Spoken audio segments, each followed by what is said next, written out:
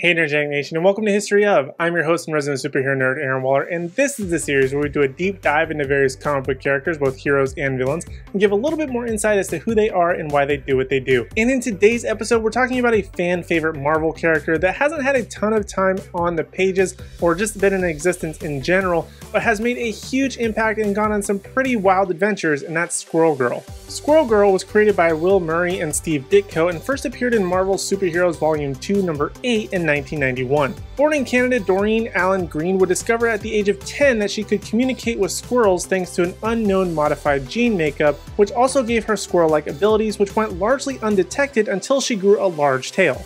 I don't think it gets much more obvious than that. Her parents would consult a doctor and determine that Doreen would not be a mutant despite the initial thoughts of her being one. In her first appearance at the age of 14, she ambushes Iron Man in a forest, hoping to impress him and become his sidekick. She introduces herself and her pet squirrel and displays her abilities, and Iron Man would kindly reject her, though she would later end up rescuing Iron Man from Dr. Doom with the use of a horde of squirrels. Iron Man would still not take her in as his sidekick and said she was too young to fight crime, but he would end up putting in a good word with the Avengers when she was older. Years later, Doreen would move to New York City and join the Great Lake Avengers, a sister team to the West Coast and main Avengers. And during her tenure here, her sidekick squirrel named Monkey Joe would end up being killed by a rejected Great Lake Avenger member, to which she would assemble a squirrel army to stop the villain Maelstrom, and the sole surviving squirrel Tippy Toe would become her new sidekick companion. During the GL Xmas special, she would take down MODOK, Terrax, and even Thanos, and is even recruited by S.H.I.E.L.D. agent Dum Dum Dugan,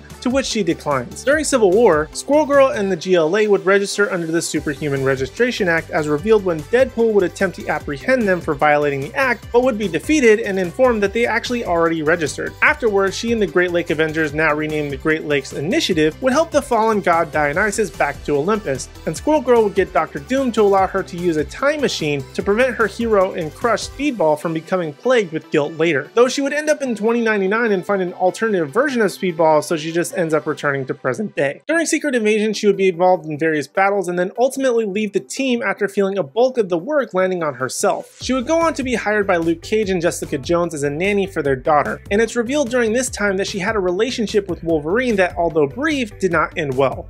I mean, that's not a big surprise, right? Wolverines and squirrels probably wouldn't mix. She would eventually go on to attend Empire State University and major in computer science, but upon arrival encounter and fight Kraven the Hunter, who was lashing out at local squirrels and was about to kill her sidekick Tippy Toe. Squirrel Girl would stop him by bringing bigger challenges and monsters like Giganto to his attention for him to go off and hunt. She would then get extremely busy by discovering Galactus heading to Earth, steal Iron Man's armor, go to the moon, defeat Whiplash who thought she was Iron Man, and then make friends with Galactus and direct him to another planet to devour and leave Earth alone. Then her college roommate would discover her superhero persona, but luckily keep that a secret. She would also make friends with two other animal-related heroes, Chipmunk Hunk and Koi Boy, that would team up to fight the Asgardian Squirrel God. And that was all in her first year of college. During her second year, she would reform the villain Brain Drain and get him to enroll in ESU, and then travel through time to the 60s and have a very complicated back and forth fight with Dr. Doom after he discovers what his future has in store for him. After returning to the present, she ends up with an online dating profile and ends up matching with Mole Man, who wants to make her pay for directing Kraven the Hunter to his home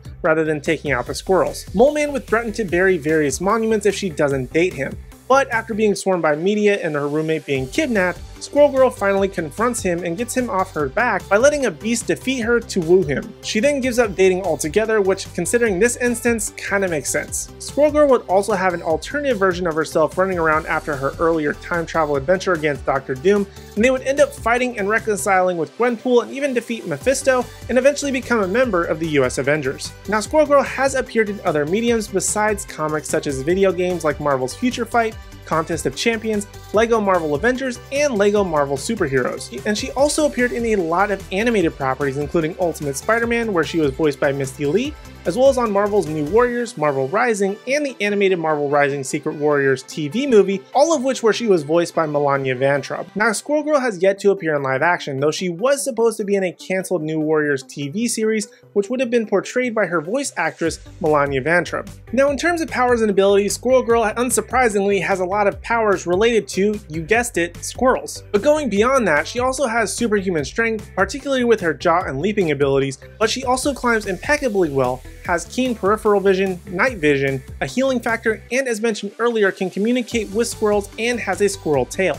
And now for my favorite segment here on History of, the recommended reading, where I give you a couple of comic books where you can get to know a little bit more about Squirrel Girl and even see her in action. First up, we have Marvel Superheroes Volume 2, number 8, which was her first appearance and is always a great place to start. Up next, we have GLA Misassembled, which is Squirrel Girl on the Great Lakes Avengers and their misadventures. One of my favorite reads by far though is The Unbeatable Squirrel Girl. Pretty much you can start anywhere, but always with the beginning as the best place. This involves and focuses on a majority of Squirrel Girl for her college days to encountering Kraven the Hunter, Galactus, and so much more. But if you want an absolutely wild story, The Unbeatable Squirrel Girl beats up the Marvel Universe is absolutely great. It's very similar to Deadpool kills the Marvel Universe, but a lot less graphic and a lot more fun. So those are some of the major things you need to know about Squirrel Girl. Was there anything in this video you may not have known otherwise? Let me know down in the comment section down below. And while you're down there, be sure to leave me any character suggestions you would like to see on this series. Your suggestion just might become next week's video. But also while you're down there, don't forget to hit like, subscribe, and ring the bell notification so you miss out on any future videos from me